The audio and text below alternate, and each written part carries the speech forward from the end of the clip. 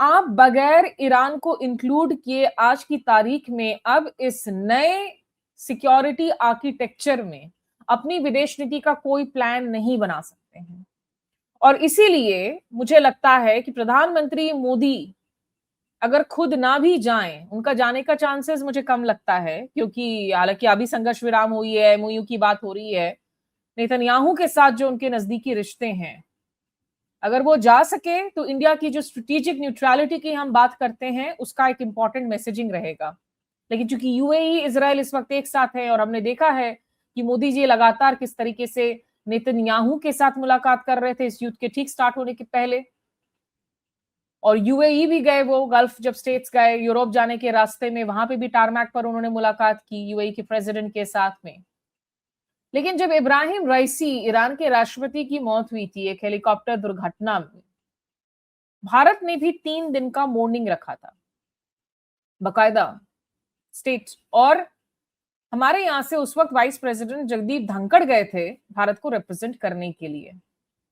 उस morning ceremony में। तो फॉर श्योर मुझे लगता है एक बहुत हाई रिप्रेजेंटेशन इंडिया की तरफ से होना चाहिए। इस युद्ध में हमने मिसकैलकुलेशंस की हैं, इतनी मिसकैलकुलेशंस हुई हैं कि जब युद्ध की शुरुआत हुई थी एक हफ्ते बाद विदेश मंत्रालय के एक सीनियर डिप्लोमैट ने यहां तक आकलन किया था कि ईरान तो महज चींटी है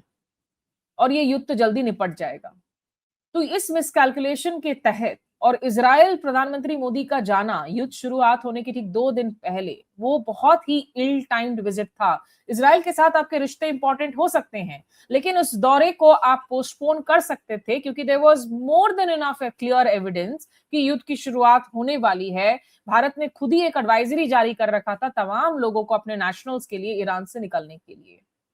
और आयरिस डेना पर कुछ ना बोलना, अयतुल्ला Ali खामनी at the end of the day was a religious political head of Iran. उस हेड ऑफ स्टेट का एक तरफा युद्ध में मारा जाना, भारत उसे कंडेम भले ही ना करता, टाइमली उस पर शोक जताना बहुत जरूरी था।